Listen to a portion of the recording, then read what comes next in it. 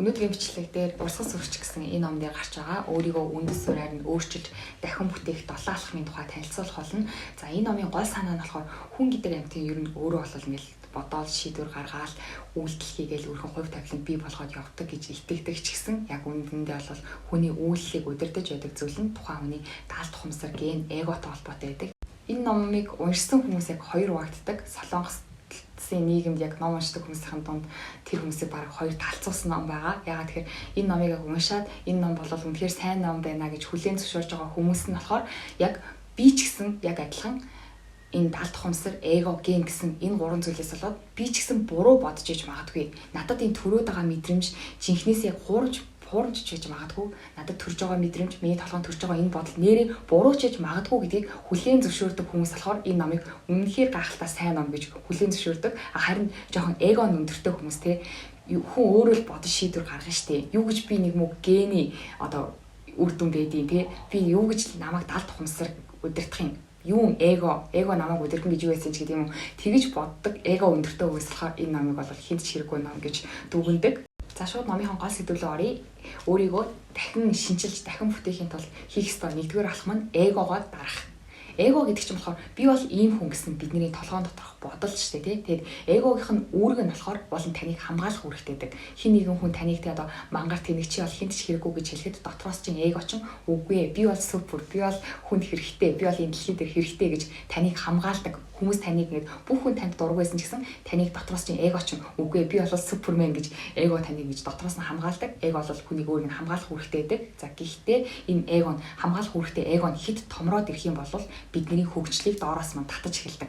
Яг тэгэхээр дотроос маань эго маань ингээл чи бол супер, чи бол онцгой, чи бол одоо ертөнцийн гол дүр гэл эго дотроос ингээл хилээл ахаар ертөнцийн гол дүр гэж өөрийгөө боддог хүн яг бодит амьдрал дээр уулын хүн гэдэг амьтан чи бид нар бүгдээрээ л яг адилхан штэ тий. Тэгтэл дотроос маань эго маань чи бол онцгой, чи бол бус хүмүүсээс илүүгээ бодоодох юм бол бодит байдал дээр тэр эгонд хит автчих юм бол хин нэгэн хүнээс сурах гэж хичээхгүй штэ тий. Би өөрөө супер гэдэгтээ итгэцэн юм чинь хин нэг үнээс сурах шаардлага байхгүй. Тэгээ хин нэг хүн надад алтайгийн маань заагаад чиглүүлээд чичлээд хэлэх юм бол яагаад би чинь супер хүн байтал надад чи атархаад байгаа юм уу? Атархсандаа ингэж хэлж гэнэ үү гэждэг ч юм уу те эгонд томрох юм бол ингэж буруу ажилтдаг учраас энэ ном дээр хамгийн түрүүнд та үндэс суурьаар нь өөрийгөө өөрчлөхийг хүсэж байвал хамгийн түрүүнд эгогоо дарж сурах хэрэгтэй юм гинэ. За гэхдээ энэ ном дээр нэгдүгээр алхам нь эгогоо дарах хэрнээ тэгдүгээр алхам гэж байгаа. Тэгдүгээр алхам гэдэг чинь хамгийн чухал нь хамгийн суурин гэсэн үг шүү дээ тий. Энэ болохоор даалт ухамсараа өөрчлөх. Эгогоо дарахынхаа өмнө эхлээд даалт ухамсараа өөрчлөх хэрэгтэй юм гинэ. Яагаад вэ гэсэн чинь за даалт ухамсарыг зүгээр хэдүүлэн амархнаар эерэг болон сөрөг авчи. За эерэг даалт ухамсартай хүмүүс нь дэлхий бол маш гайхалтай, боломжоор дүүрэн хүн өөрчлөгдөж хөгжих боломжтой дэлхий бол сайхан газар гэж боддог ийм эерэг даалт ухамсартай хүн байлаа гэж бодъё. А нөгөө талд нь болохоор зүгээр сөрөг даалт ухамсартай хүн. Амьдрал бол нэг сайхан амьдрах боломж байхгүй, хүмүүс бол онцгүй, амьдрал бол муухай гэсэн ийм сөрөг даалт ухамсартай хүн байлаа гэж бодъё л да тий. Тэгэд ийм эерэг болон сөрөг гэсэн ийм хоёр даалт ухамсартай хүн байлаа. Тэгэд энэ хоёр хүн хоёулаа яг адилхан эгогоо дарлаа гэж бодъё. За тэгвэл эерэг даалт ухамсартай хүн эгогоо дарвал ямар болох вэ? Эго гэдэг чинь болохоор би супер, би онцгой гэсэн хуурамч бодол ч тийм. Тэгвэл энэ хуурамч бодлоо унгаачлаа. Унгаагаад би тийм гайхалтай хүн биш юм байна. Би бол зүгээр л энгийн хүн юм байна.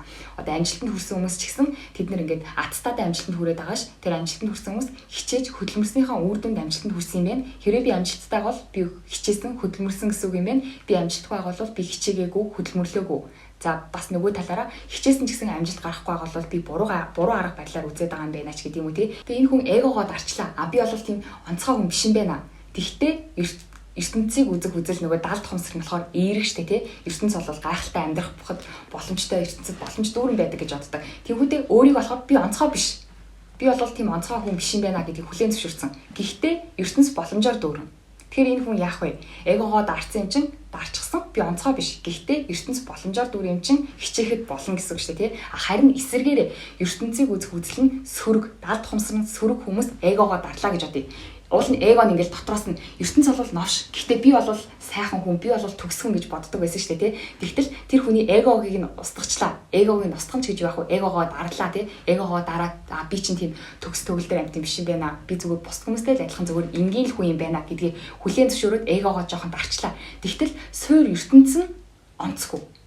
Энэ дэлхий бол онцгүй, хүмүүс ч онцгүй гэсэн итгэл үнэмшилтэй даалт ухамсарна. Тийм хүн байвал айгүй хэцүү болчихж байгаа зү, тий. Би онцгой биш. Дээрээс нь ертөнцч новш. Тэгвэл энэ хүн цаашдаа ингээд хичээх ямар ч утга учир байх болж шүү дээ. Би ч тийм өөрөө онцгой хүн биш. Тэгтэл энэ ертөнцийн ч гэсэн тийм амьдрахаар сайхан газар биш. Тийм учраас энэ номон дээр болохоор хийж байгаа зүйл нь бас ад үзэгдэх зориг номон дээр ч гэсэн тэгсэн байдаг.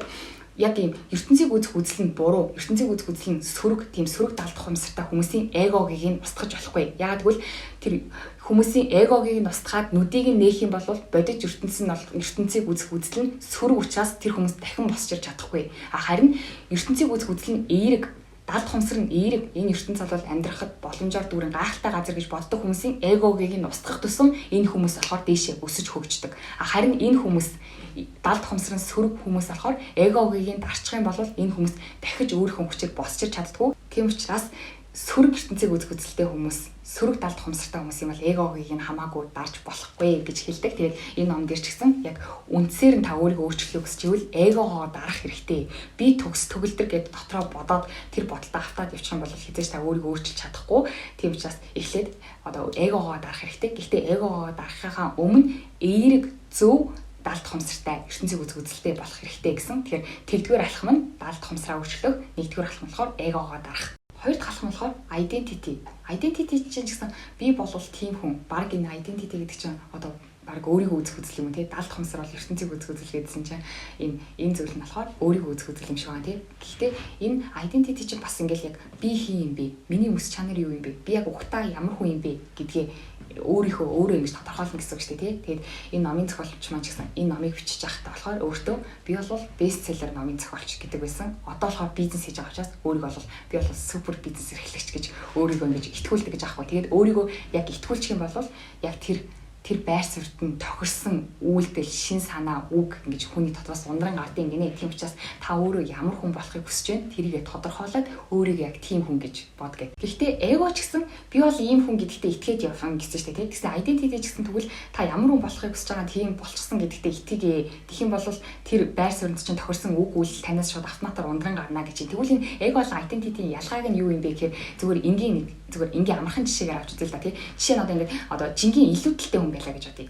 Яг жинхнээсээ бодитоор ингээд жингийн илүүдэлтэй хүн. За тийм бол энэ хүн эго нь өндөртэй байлаа гэж бодъё. Эго нь өндөртэй хам бол би миний жин тийм хит тархан биш шүү дээ.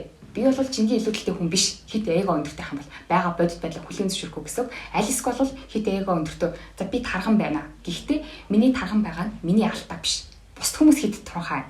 Аль эсвэл бол би хит тархан байгаагийн шалтгаан нь миний иддэг хоол хүнс чанаргүй байна. Энэ одоо усаас юм чанаргүй хоол хүнсийг ингэж өгж байгаа учраас би одоо ингэж хит тархалтай. Миний тархан байгаагийн шалтгаан бол энэ эготой хүмүүстэй өөртөө ерөөс хэр халтаахгүй эго өндөртэй хүмүүс. Харин identity гэдэг зүйл нь болохоор одоо би өөрөө ингэж жингийн илүүдэлтэй хүн. Гэхдээ миний хүсэж байгаа зүйл болохоор би яг ингэж гоё ирж аргыг болохыг турхаалахыг хүсэж байна. Тэгвэл энэ identity гэдэг зүйл нь болохоор өөртөө би турхаа хүн гэсэн зүйлийг ингэж өөртөө өгж итэг гэж аахгүй. Би бол угийн турхаа хүн. Гэхдээ би одоо ингэж харгалчихсан байна. Тэгвэл би тэр угийн байх ёстой байр суурилгаа очихын тулд би яах ёстой вэ? Газ турахын тулд яах ёстой вэ? Би эрүүл хооллох ёстой юу? Дасгал сургууль хийх ёстой юу? Яах ёстой вэ гэж одоо энэ байгаа байдлаа ингэж хүлээн зөвшөөрөх гэсэн identity гэдэг нь би яг ийм одоо тийм болохыг хүсчихсэн учраас тийшээгээ болохын тулд би өөрийгөө одоо яаж өөрчлөх вэ?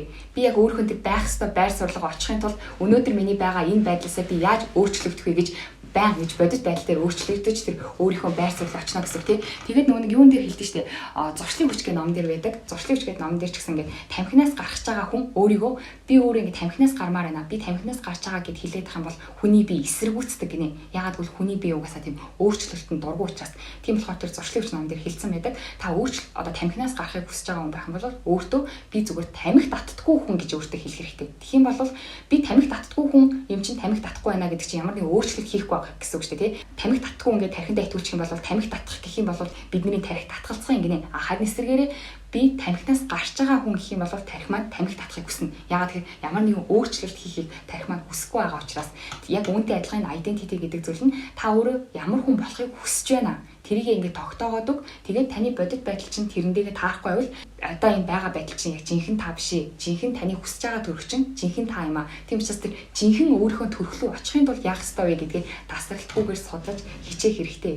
За 3 дахь алхам болохоор генийхаа буруу кодын урсгалыг сүрэх хэрэгтэй юм гинэ. За нэг Insta Brain гэж ном байдаг аахгүй. Тэр номон дээр нэгийнх нь эхний хэсэг дээр ингээд зүгээр хоёр дүүрэн цэг байдаг. Хоёр нэг дүүрэн цэг байдаг. Тэгээд тэр номынхаа зохиолч нь энэ ингээд хоёр нүүр дүүрэн цэг байгааг та хүн төрөлхтний түүх гэд үзье. Эхний цэг нь болохоор хүн төрөлхтөн үүсгэн гэж үзье. Хамгийн сүүлийн цэг нь таны одоо агийн амьдарч байгаа нийгэм гэж бодоод үзэх юм бол ердөө энэ сүүлийн одоо 2 3 цэг нь л бидний энэ өнөөгийн амьдарч байгаа энэ хөгжингүй нийгэм.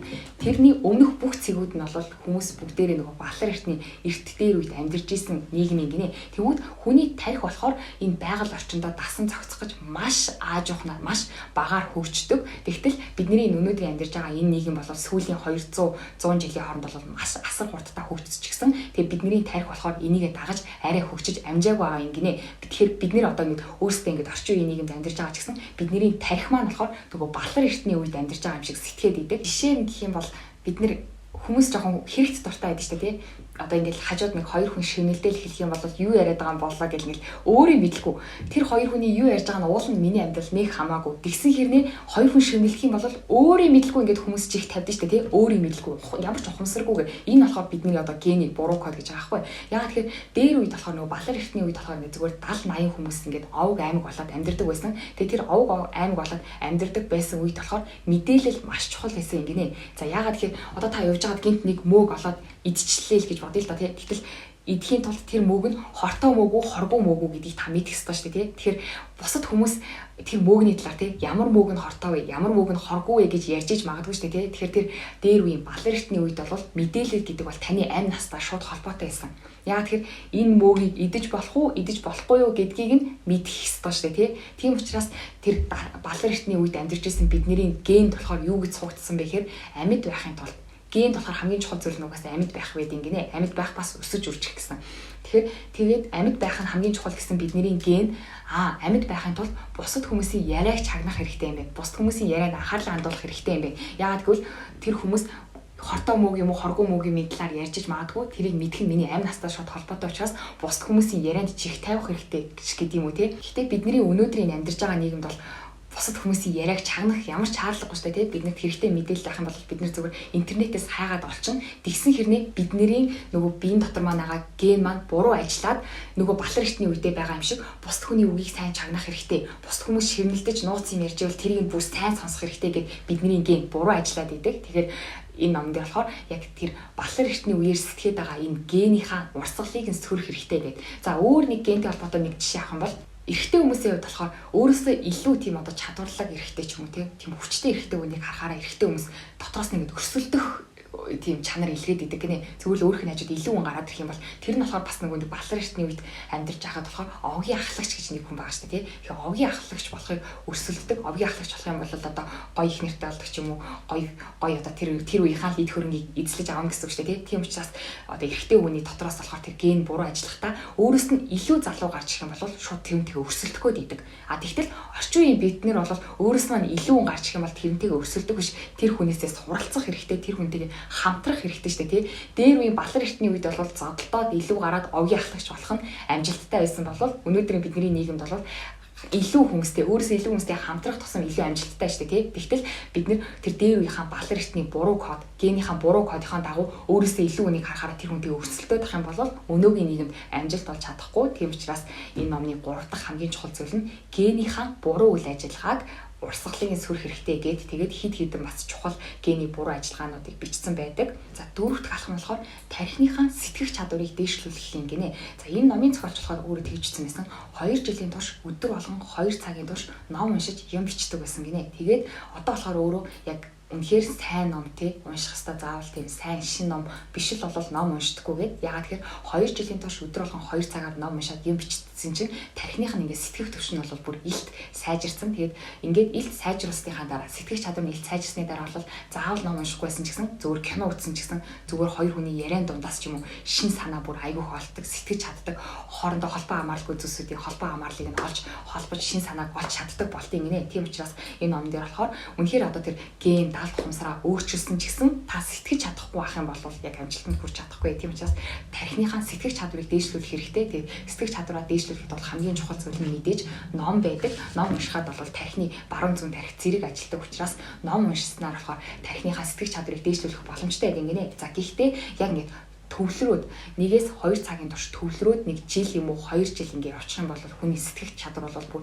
нүдэнд харагдахгүй цай илт сайжирдаг гэд тэгээд номын зохиолч болохоор яг өөрөө хэрэгсэн аргыг санал болгож илээ 2 жилийн турш 2 цаг өдөр болгон 2 цагийн турш ном уншаад юм бичээд үзээ гэх юм бол сэтгэх чадвар бол хангалттай сайжирчин үүний дараа бол заавал ном унших байсан ч болтноо гэсэн байсан. Тэгээд энэ болохоор дөрөвдүгээр алхам. За тавд алхам нь болохоор яг толгоогоор шийдвэр гаргаж, тархиараа шийдвэр гаргаж сурдаг болох хэрэгтэй гэсэн байлээ. Тэр сэтгэл хөдлөж мэдрэмжүүдээ дарах хэрэгтэй гээд. За яагаад вэ гэхээр түрүүний хэлсэнчлэн бидний ген бол буруу кодтой баларчны үеэр сэтгэхэд буруу ажиллаад идэг гэсэн. За дээрэс нь даалт ухамсараас буруу ажиллана. Дээрэс нь эго бол дотроос бодит амьдрал дээр хүн болгон адилхан байтал эго бол би бол буснаас онцгой, би бол супер гэж бодоод ингээд дотроос маань буруу дуу хоолой гаргаад буруу ингээд ажиллаулаад тэгээд тэрэн дээрээс суйрлах юм бол бид нэр буруу шийдвэр гаргаад байгаа шүү дээ. Тэгэхдээ ингээд одоо ген бол ингэж буруу ажилт юм байна. Эго ч гэсэн ингэж буруу ажилт юм байна гэдгийг мэдлээгээд тэр хүний ген гинт зүг болчихгүй шүү дээ. Тэр зүгээр л ген буруу ажилт юм байна гэдгийг мэдсэн л болохоос ш гений зассан гэсэн үг шүү дээ. Мэдсэн л болохоос ш ген бол цаашдаа буруу ажилтгаар ажиллаад явна гэсэн үг бидний биеийн дотор угаасаа байгаа учраас эго ч гэсэн би бол төгсчтэй гэсэн худлаа мэдээллийг өгнө. Энэ бол алга болохгүй. Тийм учраас тавтах нь болохоор миний дотор одоо яг толгойн дотор минь төрж байгаа бодол болон надад одоо төрж байгаа энэ мэдрэмж буруу ч хийж магадгүй. Энэ бол зүгээр нэг миний одоо эгоноос болоод надад ийм мэдрэмж төрөөд иж магадгүй. Бас миний генээс болоод ийм мэдрэмж төрөөд иж магадгүй тий. Гинт хөөрхөл ухаантай эмэгтэй гараад ирсэн чинь миний дотроос ингээл уур хүрэнгүүтээ би энэ хүн угаасаа онцгүй хүн гэх юм бол би ингээд эгоныхон буруу мэдээлэл автаа авчиж гэсэн үг шүү дээ тий. Тэгтэл энийгээ би ингээд дараад энэ хүн надад ямар ч гин хийгээг байх чинь миний гинт уур хүрээд ах юм бол энэ бол эго уяна. Эгогоос олж ийна гэж өөрөө тэр мэдрэмжэндээ захирахдахгүйгээр ингэж эгогоогоо дарах хэрэгтэй. Тархиараа ингэж мэдрэмж болон сэтгэл хөдлөлөө удирдах хэрэгтэй. Ингэж сурах нь болохоор 5 дугаар алхам. Тэгэхээр сурахч гэжтэй энэ бол зүгээр ингэж сайн сэргэг байл гэсэн үг шүү дээ тий. Тэрнээс ч мэдээж надаас илүү хөөрхөн, надаас илүү ухаантай хүн гараал ирэх юм бол би адилхан хүн юм чинь хийдүүлгийнхын дотроос ингээл уур хүрнэ. Тэнгүүд яг уур хүрсэн үедээ тэрийг ингэж дарах зуршилтай болох хэрэгтэй гэдэг болохоор 5 дугаар алхам байгаа. За 6 дугаар алхам нь болохоор санхүүгийн тухай ирсэн байна. Тэгээ энэ номны бас тэр нөгөө энэ номыг уншсан хүмүүс ингээ хоёр хуваагдаад байгаа гэсэн шүү дээ тий. Тэгээд энэ санхүүгийн хэсэгт бас тэгээчсэн байхгүй. Ингээд эго өндөртэй хүмүүс ингээл бинийг ингээл шүүмжлээл тий. Жишээ нь энэ номын зохиолчийг ч гэсэн зүгээр шал худлаа бичсэн гэж шүүмжилдэг хүмүүжтэй гэдэг. Тэгвэл номын зохиолч нь намайг тэгж шүүмжлэх яах вэ? Юм гэдэг бол угаасаа санхүүгээр хэмжигддэг. Хэрвээ таны орлого чинь минийхаас бага байх юм бол намайг шүүмжлэхийн оронд миний хийснийг дуурайгаад хий гэж хэлдэг. Тэгээ тэрнээсээ болоод хүмүүсийн бас амар уурыг хүргээд идэг. Гэхдээ яг эгогоо дардаг хүмүүс нь эгогоо дарсан хүмүүс нь болохоор тийм ээ би үнэхээр миний санхүү чинийхаас муу байна. Тийм учраас би чиний хэлж байгаа үгэнд чинь орно. Яг бол би чиний олж байгаа хэмжээнд олохыг хүсэж байна гэж эгогоо дардаг хүмүүс нь болохоор энэ номыг супер гэдэг. Тэгээ энэ 6 дугаар бүлэгт болохоор яг мөнгийг яаж удирдах вэ гэсэн тийм арга техникийн талаар бичээгүй. Яг 6 дээр нь хэлж байгаа гол мессеж нь болохоор та үнэхээр сайн ажил хийгээд явсан. Одоо буйны ажил гэдэг юм уу тийм маш сайн ажил хийсэн ч гэсэн тэр ажлыг хийхэд чинь ч гэсэн санхүү хэрэгтэй. Тийм учраас та одоо өөрийгөө төгсгөж бодсон ч юм уу тийм юу гэж боддог ч юм уу хэрвээ тань санхүү байхгүй бол та одоо ямар ч тийм үр дүнгүй байна гэсэн үг ээ. Харин бус хүн зарим хүнийг харахад тий зарим хүмүүс тэгж яддаг шүү дээ. 10 жилдээ нэг өлегтэй юм байгаагүй. 10 жилдээ нэг хүмүүс сурдаг байсан. 10 жилдээ нэг шовдор хөхөдсэн чинь одоо нэг том болчих гэж хэлдэг шүү дээ тий. Тэгэд энэ номд болохоор тийм хүмүүс одоо чихнээс яг санхүүгээ авч явж чадчихбайгаа хүмүүс бол чадчихна гэдгийг хүлээн зөвшөөрөх тэднээс сурах хэрэгтэй гэсэн ер нь бол одоо яг юм болгон санхүүгээр хэмжигдэнэ. Санхүү чинь сайн байх юм бол та үр дүнтэй юм гэсэн үг. Та үнэхээр сайн ажиллаад идэг санхүүж олгохтой босч чадахгүй бол та үр дүнгүй байна гэсэн үг. Тэрийг хүлээн зөвшөөрөх хэрэгтэй гэдэг нь болохоор 6 дугаар бүлэг нь байгаа. Тэгээ мэдээж бас энэ 6 дугаар бүлгээс болоод бол нэлээх номын зохиолч манд шүүмжлэл хүртэж байсан. За 7 дугаар бүлэг нь болохоор юу? Бид нэр ингээд саяны ингээд хэлсэн зүйлсүүдийг түрүүний хэлсэнчлэн бид нэр одоо ген бол бидний ген ингэж буруу ажилт юм байна гэдгийг мэдлээгээд бидний ген гинт зүг болохгүй гэсэн шүү дээ. Тэрнтэй адилхан 7 дугаар бүлэг дээр нь болохоор та яг эднэрийг зүгээрээ толгоон дотроо энэ 6 алхмыг ингэж явах ёстой гэдэг энэ 6 зүйлийг та бодоол үйл хийх болгондоо бодоол ах юм бол та өдөр болгон жоохон ингээд левел дахиад явах юм гинэ. Тэгээ номын зохиолч болохоор мэдээж алдаа гаргана. Та одоо сэтгэл хөдлөлтөө би автахгүй гэж бодсон ч гэсэн сэтгэл хөдлөлтөө автна. Гэхдээ та сэтгэл хөдлөлтөө автахгүй гэж бодож явах тусам одоо жоохон тасгал хийх тусам бидний булчинт хомордогтой адилхан та бидний ген ингэж буруу ажилт юм байна. Даалдах юмсан маань ингэж ажилт юм байна. Эго маань дотроос чи бол төгсгээд хилээд байгаа нь үнэхээр би төгсдөө биш зүгээр л энэ эго ингэж буруу ажиллаад байгаа юм байна гэдгийг та мэдээд үүнийхэн дагуу би эднэртэй автахгүй шүү гэд бодоод явах юм бол та багаар левел ахин. Тийм учраас 1-ээс 6-ад сайн бодоод илүү гүнзгийрэл сураад давтан явах нь болохоор 7 дугаар алхам. Тэгэхээр 7 дугаар алхам болохоор бүтлгүүцсэн ч гэсэн дахин эхлээл энэ 6 алхмыг нь давтах тусмаа та өөрөө анзаарахгүй байж магадгүй ч гэсэн та бол левел агч байгаа. Тийм учраас шантрахгүйгээр давтаад байгаараа гэдэг нь болохоор 7 дугаар бүлэг нь байгаа.